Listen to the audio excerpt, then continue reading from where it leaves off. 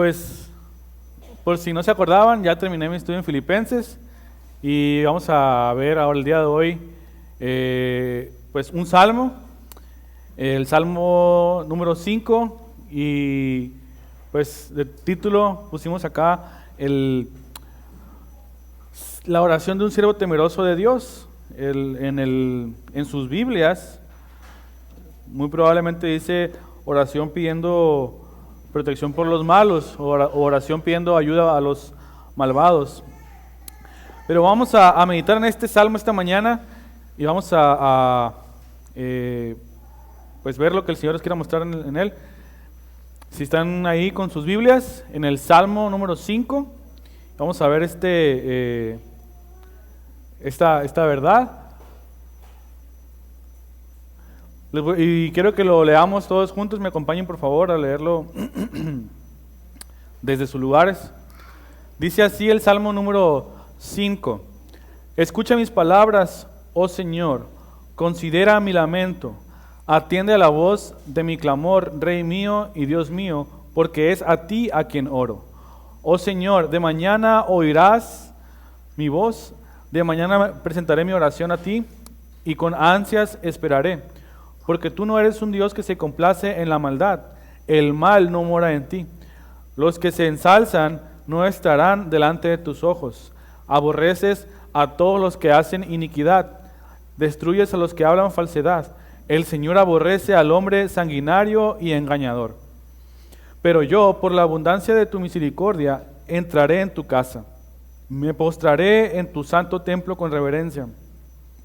Señor, guíame en tu justicia por causa de mis enemigos. Allana delante de mí tu camino, porque no hay sinceridad en lo que dicen.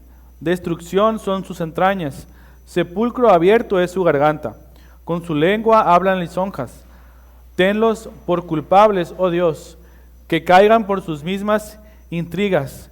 Échalos fuera por la multitud de sus transgresiones, porque se rebelan contra ti. Pero alégrense todos los que en ti se refugian, para siempre canten con júbilo, porque tú los proteges. Regocíjense en ti los que aman tu nombre, porque tú, oh Señor, bendices al justo, como un escudo lo rodeas de tu favor. Entonces, en este salmo vemos la oración de un siervo que teme al Señor. La oración específicamente, este es un salmo de David, un salmo en el que no se nos da más contexto, simplemente que es un salmo de David. Sabemos, si recuerdan la historia de David, pues en mucho tiempo tuvo persecución, estuvo a punto de ser atrapado, lo buscaban para matarlo. Entonces no sabemos en qué parte exactamente de contexto está este salmo escrito, pero sabemos que es un salmo de David y tenemos el ejemplo entonces de un siervo temeroso de Dios. Y a través de este salmo vamos a ver las bendiciones que se otorgan a aquellos que confían o que temen al Señor. Y esta mañana vamos a ver 4 puntos. El número 1, el de un siervo temeroso de Dios busca a Dios correctamente. Versículos 1 al 3. Número 2, un siervo temeroso de Dios ora en base al carácter de Dios. Versículos 4 al 6 y el versículo 9. El número 3, vemos un siervo temeroso de Dios es específico en su oración o en la manera en que ora. Y número 4, un siervo temeroso de Dios se goza y espera la bendición de la gracia de Dios, versículos 11 al 12. Entonces vamos a ver estos 4 puntos en donde veremos como un ejemplo de un hombre que es temeroso de Dios y nos enseña a orar o nos enseña a clamar a nuestro Dios. Entonces, como punto número 1, vemos que un siervo que teme a Dios clama a Dios correctamente. Vamos a ver una vez más versículos 1 al 3. Y el versículo número 1 dice así: Escucha mis palabras, oh Señor, considera mi lamento, atiende la voz de mi clamor, Rey mío y Dios mío, porque es a ti a quien oro. Este es el versículo 1 y versículo 2. Entonces vemos cómo el salmista en este momento empieza a clamar a Dios, ¿no? Esta persona que teme al Señor, que es una persona que podemos catalogar como un hombre temeroso de Dios, un hombre conforme al corazón de Dios, vemos que clama al Señor cuando tiene pues esta tribulación o esta situación en su vida, no sabemos exactamente cuál, pero lo que él hace es orar a su Dios. Y el salmista entiende o comprende que este Dios es el Rey del universo, es el Dios creador de todas las cosas y que pues Él tiene control de todo, ¿no? Entonces, Él empieza a orar estas palabras: escucha mis palabras, considera mi lamento, atiende a la voz de mi clamor. Y esto lo que nos enseña, lo que nos puede indicar o mostrar, es que es una constante, ¿no? Es una constante oración que Él tiene delante de su Dios. Él no es nada más como que muchos a veces podemos cometer el error de que tenemos un problema y oramos a Dios, pero en otras circunstancias no oramos tanto, ¿no? Pero esta situación, este ejemplo de David es una persona que constantemente está orando. Por eso le dice a él, no sabemos si también lleva mucho tiempo orando por esta situación y a lo mejor no ve él una salida o algo favorable para él, por eso le dice, escucha mis palabras, oh Señor, y considera mi lamento. Lo más probable es que esta no fue la primera oración de David respecto a este tema, sino que había estado orando constantemente, pidiendo la ayuda de Dios. Entonces, es como si a lo mejor estuviéramos orando al Señor por un aspecto de nuestra vida y no vemos salida. Entonces, Señor, por favor, escucha mis oraciones, escucha mi lamento. Dice, porque Rey mío y Dios mío, es a ti a quien oro. No le está orando a cualquier otro ídolo, no está orando a otra persona. David sabe a quién está orando específicamente, y este es el Dios Rey del cielo y la tierra, el Rey de todo el universo. Y esta expresión, pues es una expresión que David usa en muchos de sus salmos o en muchos de sus oraciones. Quisiera que vayamos a ver otros ejemplos, por ejemplo, en el Salmo 42.2, Salmo 88.6 y 17.1. Si alguien puede ir buscando estos salmos, por favor. 54.2. Otra persona que vaya buscando el segundo y otra persona que vaya buscando el tercero, por favor.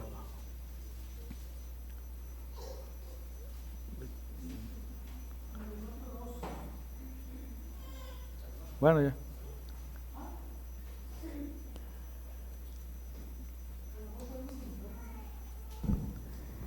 Dice, oh Dios, oye mi oración, escucha las razones de mi boca. El 86.6.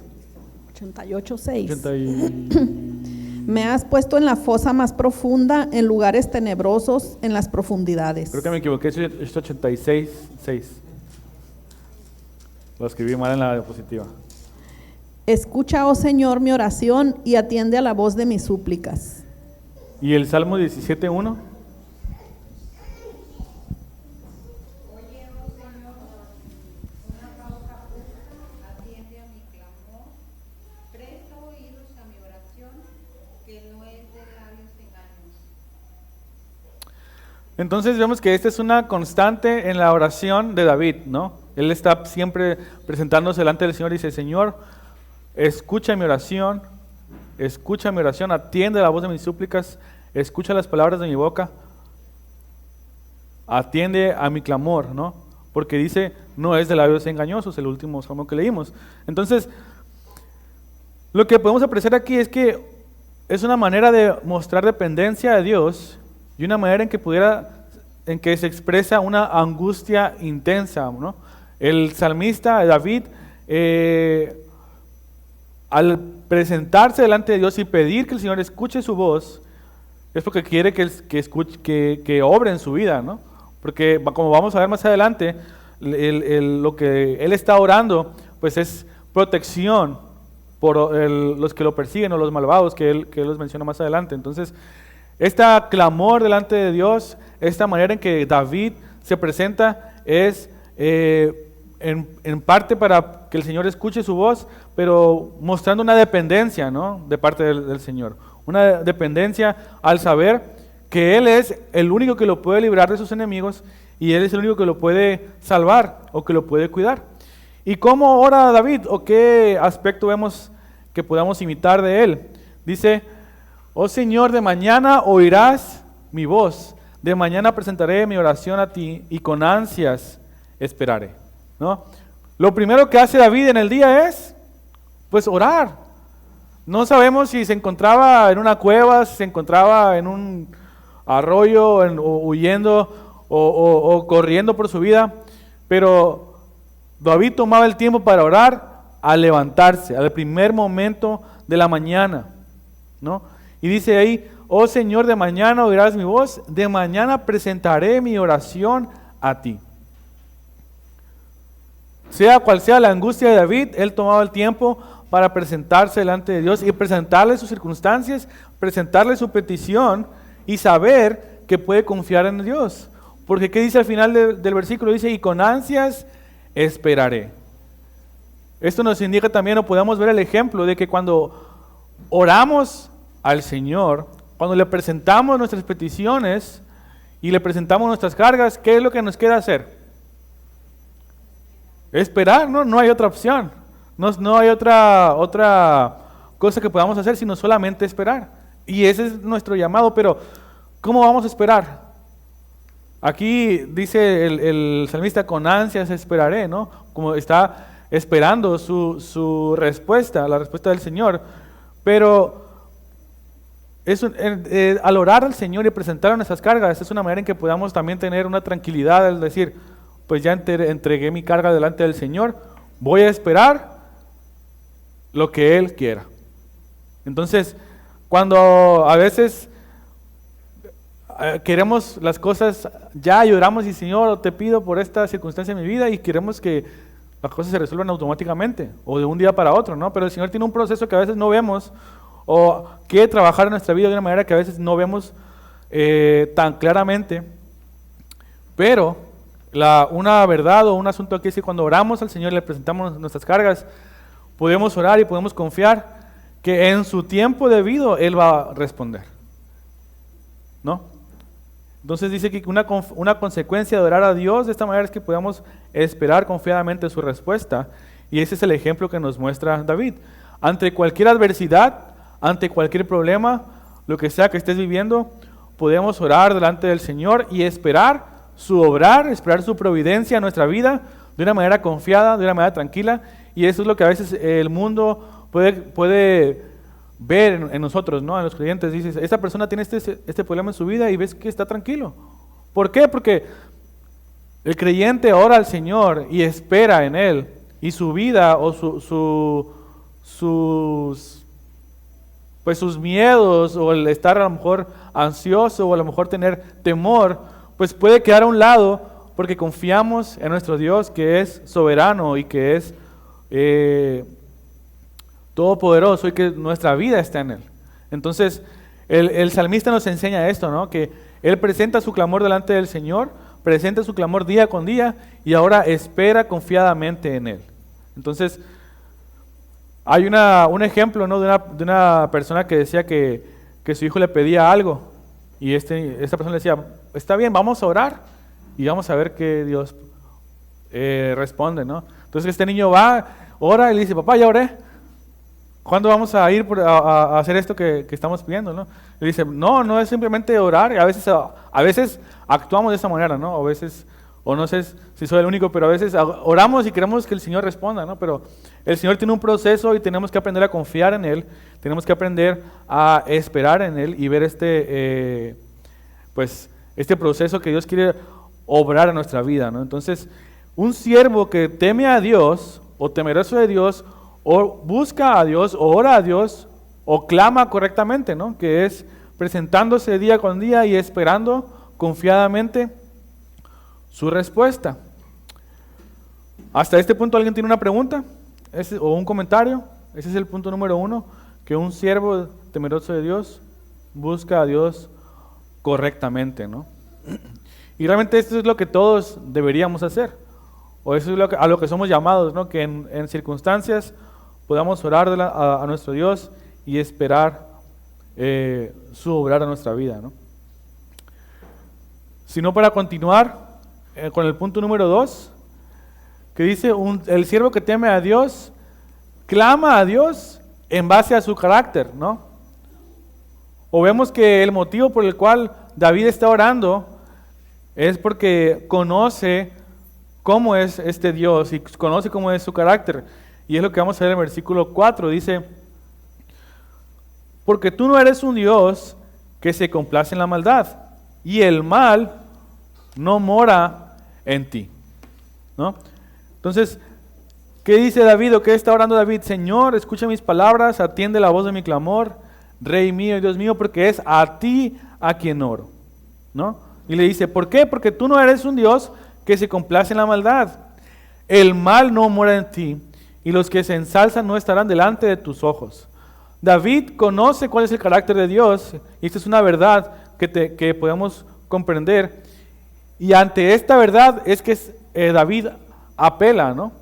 Dice, Señor, como vamos a ver más adelante, pide justicia, ¿no?, para los hombres malvados. Pero ¿por qué lo ora de esta manera? Porque él conoce quién es el Señor. Dice, Señor, te pido esto. ¿Por qué? No más porque yo quiero o porque es mi deseo, sino porque tú eres así, ¿no? Apela al carácter de Dios y le dice, tú no eres un Dios que se complace en la maldad y el mal no mora en ti. Esa es una verdad entonces que podemos ver aquí, que debemos apreciar. Dios no se complace en la maldad ni en los que la practican, ¿no? Vamos a ver ahora estos pasajes, si me pueden apoyar por favor. Salmo 34, Salmo 92, Salmo 11 y Salmo 24, por favor. Quien tenga el pasaje puede levantar la mano, por favor.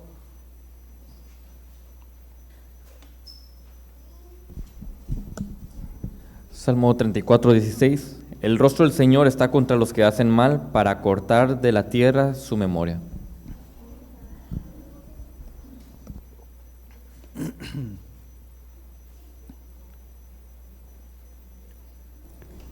Para anunciar que Jehová, mi fortaleza, es recto, y que en él no hay injusticia.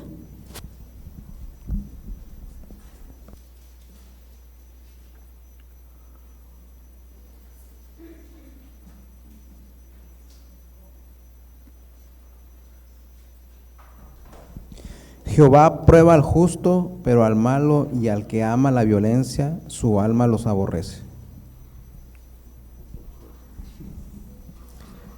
¿Quién subirá al monte del Señor? ¿Y quién podrá estar en su lugar santo? El de manos limpias y corazón puro, el que no ha alzado su alma a la falsedad, ni jurado con engaño.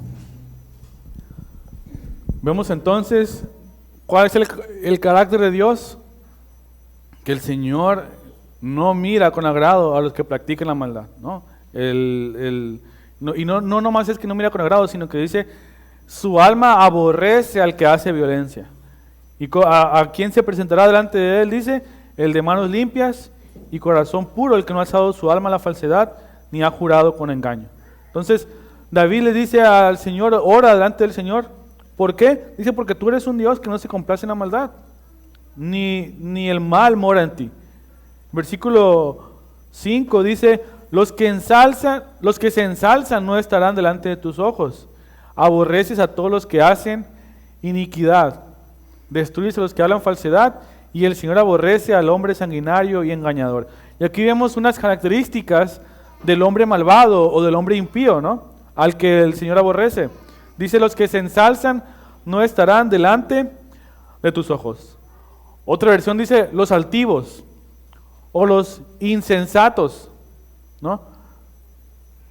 En otras palabras, los que se ensalzan o los altivos son aquellos que de una manera se creen mejor que los demás, ¿no es cierto?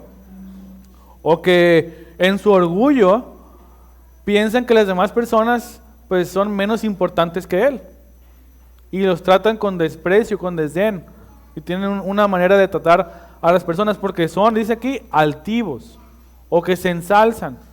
Y dice, estas personas no estarán delante de tus ojos. También dice que pudiera verse como una persona que es arrogante o soberbio. ¿De qué maneras podemos ser arrogantes, hermanos, entre unos y otros? ¿De qué manera creen ustedes que podemos ensalzarnos? Nadie ha experimentado esto, ¿eh?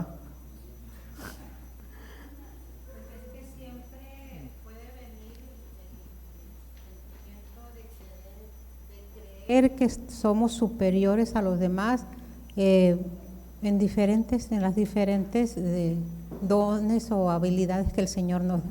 Entonces, al ponernos o por encima de lo que el Señor le ha dado a otro, pues ahí nos podemos estar ensalzando, levantándonos a un nivel que el Señor no. Ese es un buen ejemplo, ¿verdad? Que a lo mejor una persona piense, pues yo tengo este don, o yo tengo esta aptitud para servir y otros no. Y esa es una manera que podamos ensalzarnos o que podamos creernos más importantes que otros, ¿no? Difícil pensar, pero no, es tan fácil.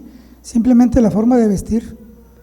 Si yo veo a alguien diferente a mí, si lo veo para abajo, pues me siento, puede ser jactancioso, ¿no? Pero igual puedo ver a alguien más que ya está mucho mejor vestido que yo y aún así me puede salir a flote la arrogancia, aunque yo me pueda sentir inferior, pero es muy fácil. Eso yo creo que es algo que se nos barre todos los días, sin querer queriendo. También, ¿no? Al decir, yo tengo esta ropa de esta marca, o esta ropa de este diseñador, o no sé cómo lo puedan catalogar, pero también puede pasar, ¿no? Aquí, Max, Tony, por favor. Pero sí son cosas que pueden también llegar a pasar. La manera en que uno se viste, la manera o las cosas que uno compra. Y luego en el contexto de la iglesia yo creo que es muy fácil venir con una careta de falsedad o hipocresía, ¿no? Y hacer cosas espirituales, pero de forma pecaminosa. Por ejemplo, yo puedo decir, a estos hermanos sí los quiero servir, pero a estos no merecen mi servicio. Y es eso, es ese orgullo o ese enaltecerse porque te ves superior a esos hermanos a los que no quieres servir. Por eso ellos no merecen tu servicio, pero los otros sí.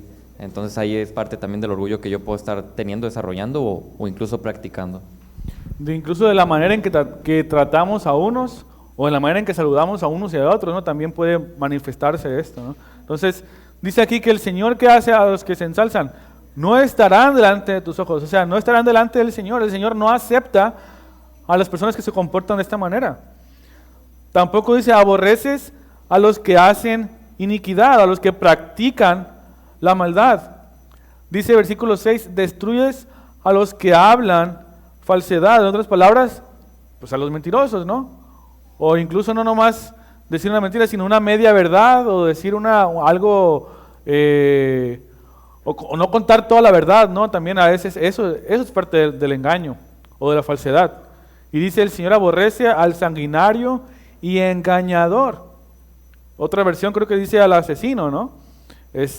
O al que dice mentiras o que engaña a otros. Hay gente que se dedica a engañar a otros. Yo quiero presentar una imagen o a lo mejor, no sé, el ejemplo creo que más que todos pudiéramos haber llegado a ver una vez es que te para el tránsito y ¿qué dices? No, es que tengo un problema y voy a tal lugar, ¿no? Entonces quieres cambiar la imagen para que te dejen ir libre, ¿no? Es lo que se me viene a la mente. Pero son personas que tratan de engañar, tratan de meter falsedad o cambiar las historias o cambiar lo que pasa, incluso a lo mejor en los trabajos podemos llegar a mentir o a presentar información que no es correcta para que tengas seas bien visto delante de tus jefes. Incluso a lo mejor en los exámenes podemos llegar a hacer trampas, o cuando ves una situación difícil en tu vida y dices, pues esta situación o esta salida, pues no es es un área gris dentro de la ley, no es tan legal, no sé si es legal o ilegal, pero pues yo no sé, así que por mis motivos de conciencia no voy a averiguar. Pero son cosas en las que empezamos a poder actuar de una manera falsa, de una manera engañosa, y que dice el Señor aborrece estas cosas, ¿no? Y es a lo que el salmista apela. Dice, Señor, escucha mis palabras, considera mi lamento, atiende mi voz, porque es a ti a quien oro y de mañana vengo delante de ti, porque tú no eres un Dios que se complace en la maldad y el mal no mora en ti. Y empieza a escribir estas cosas y dice, pero yo David, pues yo sí me comporto de una manera correcta, o yo David sí yo no digo mentiras, o yo no soy engañador, o yo no me ensalzo delante de otros. Eso es lo que dice el salmista, versículo 7. No, dice, pero yo, punto número 3, por la abundancia de tu misericordia entraré en tu casa y me postraré en tu santo templo con reverencia. Hemos visto hasta este momento el punto número 1, que es el clamor correcto del que teme a Dios. El punto número 2, que el hombre temeroso ora en base al carácter de Dios, toma en cuenta el carácter de Dios para sus oraciones y no se complace en el pecado. Y el punto número 3 que vamos a ver ahora es un siervo temeroso de Dios es específico en su oración. Y vemos aquí el clamor de David o la petición de David. Pero primero está recordando también esta verdad. Está haciendo la comparación entre el hombre malvado y su persona, ¿no? Dice, yo por la abundancia de tu misericordia entraré en tu casa. ¿Qué está haciendo David en estas palabras? Está diciendo, mira, los hombres, tú aborreces al malvado, aborreces al que es engañador, al que dice mentiras, al asesino, tú lo aborreces. Pero yo, a lo mejor como la parábola, ¿no?, del recaudador de impuestos y el fariseo, Señor, te doy gracias que no soy como este, te doy gracias que yo sí oro, o que yo sí obro correctamente. No, cuando David dice estas palabras, por la abundancia de tu misericordia entraré en tu casa, está reconociendo que él es como uno de los malvados, pero entra delante del Señor, ¿por qué? Por la misericordia de Dios. Y esa es la condición de cada uno de nosotros.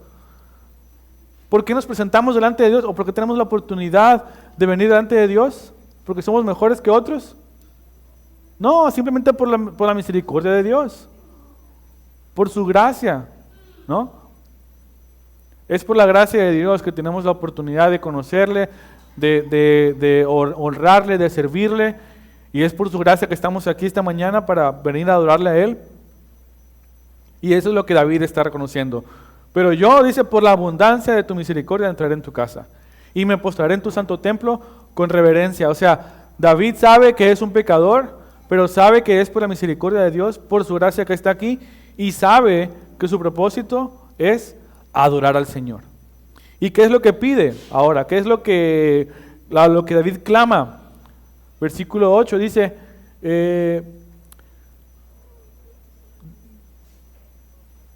Señor, guíame en tu justicia por causa ¿de qué? De mis enemigos. Lo que David está pidiendo aquí es que el Señor obre en su vida, que el Señor le ayude a ser como Él, ¿no? Que le muestre sus caminos y que le permita conocer al Señor y obrar de acuerdo a su voluntad.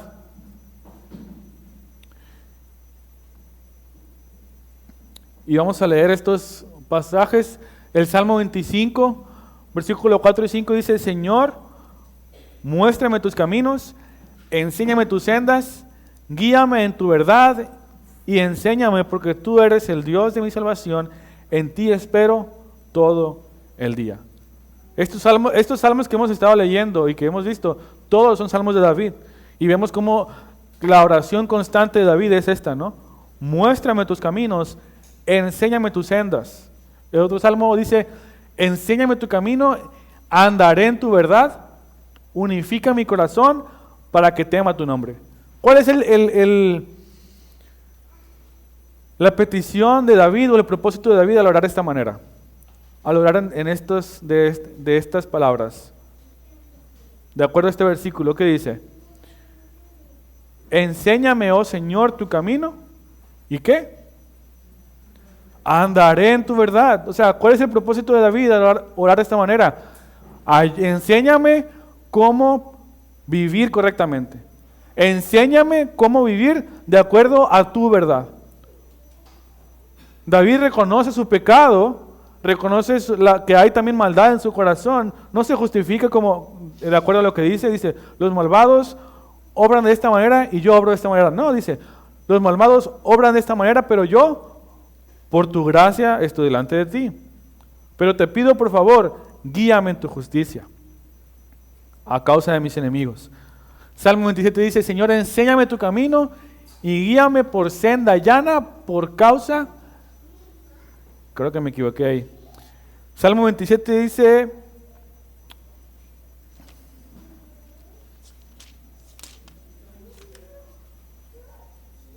no, sí es lo que dice, enséñame tu camino, guíame por senda llana por causa de mis enemigos. Son las mismas palabras que estamos viendo en este salmo, ¿no?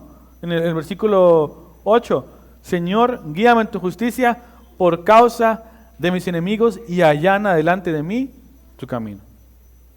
Entonces, la petición de David es esta, y él sabe que es un pecador, él sabe cuál es la condición de su corazón, pero le dice, muéstrame cómo quieres que yo viva para ti. Muéstrame cómo quieres que yo ande, que yo camine. ¿No? En estas palabras, David, y este debería ser también, el ejemplo de lo que todos deberíamos también buscar, ¿no? Orar delante del Señor y decir, Señor, muéstrame mi pecado y ayúdame a vivir. ¿Qué es lo que debo de cambiar? ¿O cómo quieres tú que yo viva día con día? ¿Cómo quieres tú que yo obre día con día? Esto es lo que David pide, ¿no? Y lo que deberíamos pedir, o lo que nos enseña el ejemplo de este hombre que teme al Señor. Entonces, un aspecto de su petición o de su clamor es, enséñame a vivir en tu justicia. ¿Por qué? Porque no hay sinceridad en lo que otros dicen. Destrucción son sus entrañas, sepulcro abierto es su garganta. Una vez más compara, ¿no? Y dice, Señor, ayúdame a vivir de esta manera, porque no hay sinceridad en lo que los malvados dicen. Destrucción son sus entrañas, sepulcro abierto es su garganta. Lo que David está diciendo es que le muestre cómo vivir, porque en comparación a los malvados, a los que hablan falsedad, a los que hablan engaño, a los que hablan con adulación, realmente pues esa es la naturaleza del corazón humano. Y si nos alejamos del Señor, esa es la manera en que también hemos de vivir. Si no nos acercamos a Dios. Entre más nos acerquemos al Señor, entre más vengamos a Él, entre más estrecha sea la relación con el Señor, pues más santidad habrá en nuestra vida. Pero si más nos alejamos, simplemente va a florecer lo que hay dentro del corazón humano. ¿Qué es esto, no? No hay sinceridad, hay destrucción dentro de ellos. Sepulcro abierto es su garganta. Con su lengua hablan lisonjas o con su lengua están adulando a otros, que es parte de ser falso. Entonces David dice, versículo 10, tenlos por culpables, que caigan por sus mismas intrigas, échalos fuera por la multitud de sus transgresiones, porque se rebelan contra ti. Lo que David está clamando aquí es justicia, ¿no? Pero ¿por qué clama estas palabras? Tenemos el derecho de decir, Señor, destruye a ese que va caminando ahí, que no me cae bien, que es un pecador. Fuego caiga sobre él. ¿Tenemos derecho de decir esto?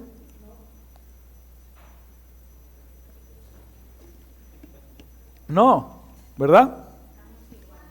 Somos iguales que ellos, sin el Señor, ¿no?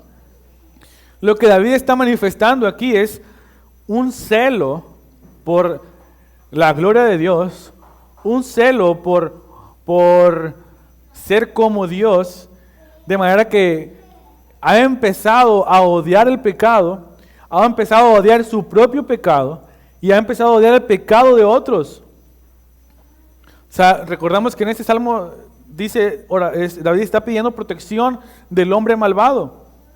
Y en su oración dice, Señor, ayúdame a vivir en tu justicia, ayúdame a andar en tus caminos, porque el camino de ellos no es correcto. Tenlos por culpables, que caigan por sus mismas intrigas, échalos fuera. Es una oración, es un clamor de él por una santidad, porque está viendo el pecado y está despreciando tanto el pecado, que empieza a despreciar el pecado también de otros, y puede exclamar estas verdades. Pero el deseo de David es entonces que el pecado sea apartado de él. Y que las personas puedan vivir de acuerdo a lo que Dios ha manifestado o de acuerdo a la gloria de Dios. Entonces, porque este es una expresión de un celo por la gloria de Dios, un celo por que Dios sea santificado, sea glorificado y que haya pureza en el corazón de cada uno de nosotros. Pero ahora, en el nuevo, recordemos que es el antiguo pacto, ¿no? En el nuestro pacto, en el nuevo pacto, nuestro corazón para con el pecador, ¿cómo debería de ser? Que se mueran todos los pecadores. Deberíamos de decir, Señor, ten misericordia de ellos, así como has tenido misericordia de nosotros, ¿no? Que es lo que dice David. Yo, por la abundancia de tu misericordia, entraré en tu casa. Y nuestro deseo debería ser que otras personas que no conocen al Señor puedan conocerle. Que podamos ser usados para llevar el Evangelio y que ellos puedan también conocerle, ¿no? Eso debería ser nuestro clamor o nuestro deseo para con nosotros. Y yo sé que a veces es más fácil despreciar a otros que decir, Señor, sálvalos, ¿no? Yo me acuerdo cuando estaba en la universidad, estaba estudiando en el IDEX, el Instituto de Expositores, y pues estaba adquiriendo mucho conocimiento, estaba conociendo muchas cosas en lo que el Señor quería de cada uno de nosotros, y tenía una comunión con el Señor muy estrecha porque estábamos estudiando y estaba adquiriendo mucho conocimiento, y yo me acuerdo que pues empecé a desarrollar pues vamos a decir, celo o querer hacer las cosas que le agradan a Dios. Y me acuerdo que una vez estábamos en la escuela, en la universidad, y hubo un puente, ¿no? Hubo un día de que, no me acuerdo si era de un lunes a un viernes, hubo varios días de puente, y yo me acuerdo que varios de mis compañeros se juntaron para el fin de semana para ir a tomar, ¿no? A beber, a emborracharse en una casa. Y el lunes siguiente o el martes siguiente, el día que regresamos a la escuela, pues voy llegando yo, según bien contento, y me dice un compañero, hey, ¿qué pasó? ¿No fuiste? Y yo, pues ¿a dónde? Pues a pistear. Y yo me acuerdo que dije, por favor, y me fui, y me metí al salón. Yo me acuerdo que ellos estaban afuera, y cuando me dijeron eso, dije yo, y me metí. ¿Qué demuestra eso? Eso en mí era orgullo, porque yo decía, yo no soy como ustedes, yo no voy a tomar como ustedes, y yo me voy a ir a otro lugar. Eso era lo que había en mi corazón en aquel momento. Después, con mucho tiempo, el Señor me pudo permitir ver que esa fue una reacción equivocada mía, porque yo estaba menospreciando a otros, porque diciendo, yo no soy como ustedes, bola de pecadores, bola de borrachos. Eso es lo que había en mi corazón, la verdad. Pero a veces podemos actuar de esa manera con el pecador. En lugar de decir, quiero que ellos también conozcan al Señor y tener compasión por otros, actuamos y decimos, pues yo no soy como estos. A veces aflora la oración del fariseo, ¿no? Señor, te doy gracias que yo no soy como este. Y eso es lo que a veces pasa a nosotros. Pero nuestra oración o nuestro deseo debería ser que los inconversos pues vengan a conocer delante al Señor, ¿no? Eso debería ser nuestro llamado, nuestro deseo. Entonces, lo que David está orando aquí es, Señor, guíame en tu justicia por causa de mis enemigos. Guíame en tu camino por causa de estos que hacen mal, porque reconoce que él sería uno de ellos si no estuviera delante del Señor, ¿no? Entonces, hasta este punto, hermanos, ¿algún comentario? Hemos visto 3 puntos. La oración correcta de aquel que teme al Señor. El hombre que teme o la persona que teme ora en base al carácter de Dios. Y punto número 3, el siervo que teme pues también es específico en su petición. Y vemos el ejemplo de estos hombres malvados. Y el punto número 4 que vamos a ver ahora, el último punto, si no hay comentario, es que el siervo temeroso de Dios se goza y espera la bendición de la gracia de Dios.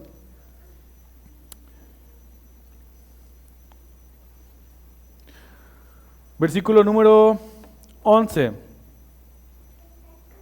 Dice, pero alégrense todos los que en ti se refugian, para siempre canten con júbilo, porque tú los proteges, regocíjense en ti los que aman tu nombre. ¿No? Después de que David está presentándose y dice, Señor, escucha mis palabras, escucha mi lamento, escucha mi oración, porque tú eres el Dios que no se complace en la maldad, porque tú eres el Dios que aborrece al pecador. Ayúdame a ver mi camino, muéstrame cómo debo de andar. Pero una vez que ora, una vez que presenta al Señor su petición, su clamor, ¿qué dice? Alégrense todos los que en ti se refugian. Como les decía al principio de este salmo, vemos que David está huyendo o muy probablemente corriendo de aquellos que querían hacerle mal a él y dice, alégrense los que en ti se refugian, canten para siempre con júbilo, porque tú los proteges. Regocíjense los que aman tu nombre. ¿Cuál debería ser entonces nuestra respuesta o nuestra manera de esperar el clamor que le hayamos hecho al Señor? Ya le oramos, ya le hemos pedido, ahora nos toca esperar. ¿Cómo? De acuerdo a este versículo. Con gozo, ¿no? La persona que, aunque sea cual sea tu circunstancia, sea cual sea lo que te atribula en ese momento, cuando oramos al Señor, podemos esperar su respuesta con gozo, ¿no? Dice, canten con júbilo, porque tú los proteges, regocíjense los que aman tu nombre. David sabía que, al final de cuentas, su vida estaba en las manos de Dios. Y sabía que este Señor, este Dios, este Rey, lo iba a proteger. Y en eso se gozaba. Esa era la circunstancia de David. Ahora, si tú tienes una circunstancia en tu vida que estás pasando por problemas, pasando por algo que te duele, en lo que estás afligido día con día, y tú oras delante del Señor, ¿qué es lo que va a pasar con tu vida? ¿O qué es lo que peor que te puede pasar en este mundo? Imagínate que tienes persecución, imagínate que tienes una enfermedad mortal. Pues morirse, ¿no? Pero lo mejor es lo peor que nos puede pasar, es lo mejor que nos puede pasar. Pero sea lo que pase en tu vida, ¿de quién es tu vida? Del Señor. Tu vida le pertenece a Dios. Entonces, David sabía esto. Por eso dice, alégrense los que en ti se refugian. Alégrense los que confían en el Señor. Los que pueden presentarle sus cargas y que sea lo que pase, pues me alegro en el Señor porque Él es el que me protege. Regocíjense los que aman su nombre. Dice, porque tú, oh Señor, bendices al justo, como un escudo lo rodeas con tu favor. David sabía que sea lo que le pudiera pasar, su vida estaba guardada en las manos del Señor. ¿Y cómo espera? Con gozo. David espera al Señor con gozo y espera la bendición de la gracia de Dios, porque sabemos que lo que David tiene, pues no es porque sea muy bueno o sea mejor que otros, sino solamente por la misericordia de Dios, como ya vimos ahorita. Entonces, lo que David hace es, espero en ti con gozo, porque yo sé que mi vida está en tus manos. Yo sé que sea lo que pase, pues tú me guardarás, tú me cuidarás, tú me librarás, tú me vas a sacar de ese problema en mi trabajo, me vas a sacar de ese problema en mi familia, me vas a sacar de ese problema de enfermedad, o por lo que sea que esté pasando. El Señor te va a ayudar. Entonces podemos esperar con gozo. Podemos esperar la gracia de Dios, su bendición, de manera que podemos bendecir su nombre, ¿no? Los que temen al Señor, los que viven de una manera para reverenciar el nombre del Señor, pueden esperar con alegría en su corazón porque saben que Él los va a ayudar y saben que Él los va a librar, ¿no? Entonces, ese es el ejemplo que tenemos de este hombre que teme al Señor. Clama, al Señor, clama correctamente, clama en base al carácter del Señor, muestra una oración específica, es específico con su pecado y con el pecado de otros, y se goza en medio de la espera, en medio de la tribulación, porque cuando estamos esperando las cosas no se han resuelto por todo, ¿no? Por ejemplo, ahorita estamos esperando que llueva con alegría, seguimos en sequía, pero estamos esperando la bendición del Señor, ¿no? Y más ahora que vemos que hay pronósticos buenos, o es lo que se pronostica, pero estamos esperando con gozo. O sea, mientras esperas, mientras sigues en la tribulación, tienes gozo, tienes alegría porque sabes que el Señor tiene control. Entonces, sabes que Él está obrando. Entonces, esa es debería ser nuestra respuesta, o debería ser nuestra manera de vivir. Entonces, podemos pensar, ¿hay motivo para que el creyente tenga tristeza? Ciertamente podemos entristecernos en diferentes circunstancias, pero en lo último podemos experimentar gozo, ¿no? No vamos a decir que aquí todo es positivismo y tú estás siempre gozoso. No, hay momentos en que tenemos tristeza, tenemos dolor, pero en medio de aún de todo eso, en el propósito general, o en todo este proceso general, puede haber gozo porque confiamos en el Señor. O eso pasa con el que teme al Señor y confía completamente en su Dios. Puede haber gozo, ¿no? Entonces, nuestro llamado o nuestro ejemplo aquí es orar al Señor, clamar a Dios, clamar conforme a su carácter. No nomás decir, pues yo, Señor, quiero que hagas esto, pero pues sé que es mentira, pero ahora no. Clamamos conforme al carácter del Señor, esperamos en medio de la tribulación con gozo y con alegría, ¿no? ¿Algún comentario, hermanos, hasta este punto?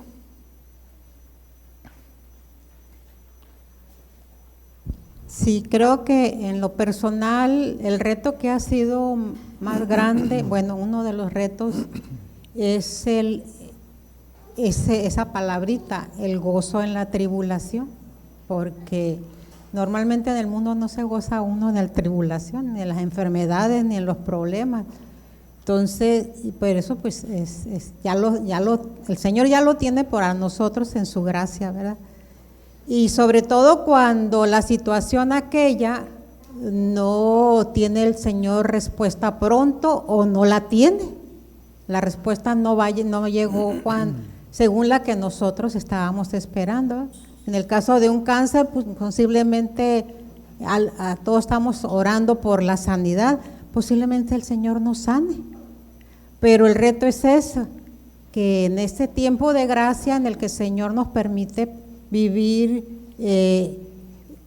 pasando diferentes cosas difíciles para cada quien, una situación es diferente, ¿no? Y puede ser dura para cada quien. Llegar a ese punto de poder experimentar ese tiempo que a lo mejor no llega a la respuesta de Dios, pero llegarlo con ese gozo del Señor que Él dice en su palabra que su iglesia tiene acceso a Él. Yo creo que ese para mí ha sido el reto más un poco más difícil de poder vivir mucho tiempo esperando, porque normalmente me decía, el Señor te lo va a conceder, y el Señor va a conceder las peticiones de tu corazón. Ahora sé que no las va a conceder como yo quiero, ¿verdad? Y eso ha sido mi caminar en el Señor, en esperar y esperar en gozo, como Él decida, como Él quiera, según su voluntad. Yo creo que ese es el reto para todos, ¿no? El poder ver el gozo en medio de la tribulación.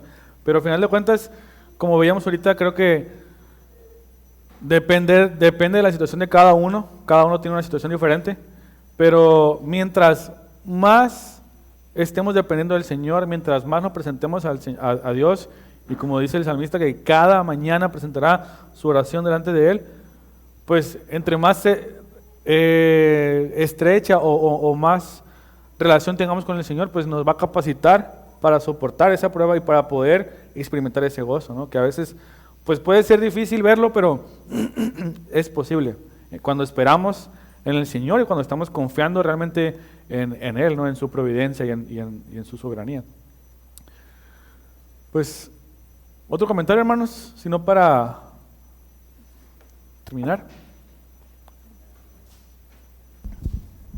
Solamente me parece muy bien acertado que coloques ahí lo que es un siervo temeroso, porque el hecho de que sea temeroso significa que le conoce. Y si no conociera a Dios, no supiera cómo debe orar correctamente.